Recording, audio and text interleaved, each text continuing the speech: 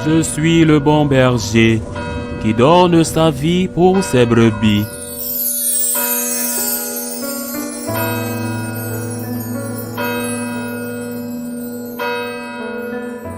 En ce temps-là, entré dans le temple, Jésus se mit à en expulser les vendeurs. Il leur déclarait, il est écrit, ma maison sera une maison de prière. Or vous, vous en avez fait une caverne de bandits. Et il était chaque jour dans le temple pour enseigner. Les grands prêtres et les scribes, ainsi que les notables, cherchaient à le faire mourir, mais ils ne trouvaient pas ce qu'ils pouvaient faire.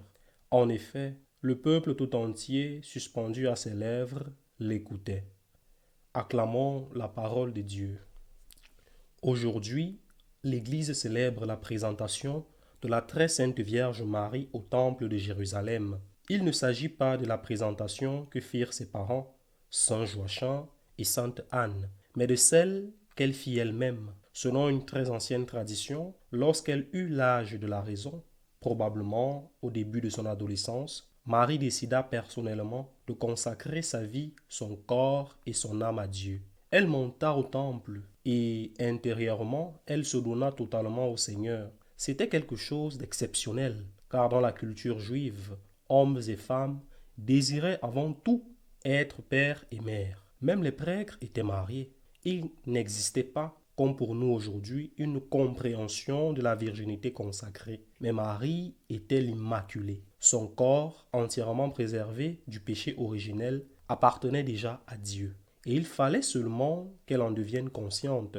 Quand elle eut l'âge suffisant pour comprendre non pas son immaculée conception, cela dépassait son entendement, mais pour comprendre qu'elle était totalement de Dieu et qu'elle voulait se donner entièrement à lui, elle le fit. Elle se présenta volontairement au Seigneur en disant « Me voici, je suis à toi ». C'est pour cela que quelques années plus tard, lorsque l'ange vint, elle était déjà préparée. Non pas préparée à l'annonce incroyable qu'elle devenait mère du Messie, cela, aucun cœur ne pouvait l'imaginer, mais préparée à faire la volonté de Dieu. À l'ange, elle répond simplement ce qu'elle avait déjà dit au Seigneur dans le secret. Voici la servante du Seigneur. Elle s'était offerte à Dieu, alors, lorsqu'il lui demande quelque chose, elle répond ce qu'elle avait déjà décidé. Qu'il me soit fait selon ta parole. Personne ne peut se consacrer à Dieu dans la vie religieuse, dans le sacerdoce ou même dans la vie chrétienne sans avoir d'abord fait une offrande personnelle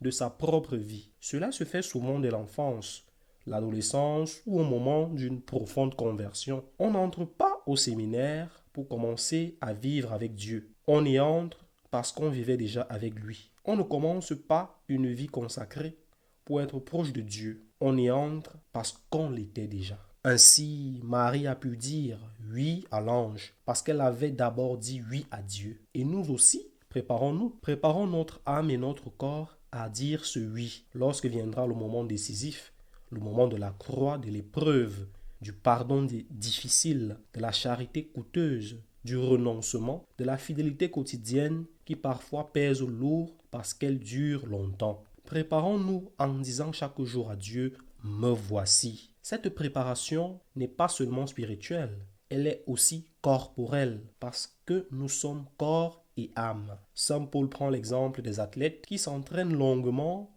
pour une couronne de laurier qui se fane. Nous nous préparons pour une couronne qui ne se flétrit pas, celle du ciel. C'est ainsi que vécut la Vierge Marie. Elle se prépara humblement, fidèlement. Un sportif s'entraîne pendant des heures pour pouvoir tenir le jour du match. Nous aussi, entraînons-nous à faire la volonté de Dieu dans les petits détachements, les petites humiliations, les incompréhensions, la patience, la fidélité dans le quotidien. Ainsi, lorsque Dieu nous demandera quelque chose de grand, nous saurons lui répondre ce qu'il attend. Enfin, l'évangile d'aujourd'hui nous rappelle « Ma maison sera une maison de prière ». Marie avait fait de sa maison, son corps, son âme, une maison de prière. Cela doit devenir aussi notre maison. Sans prière, pas d'union avec Dieu.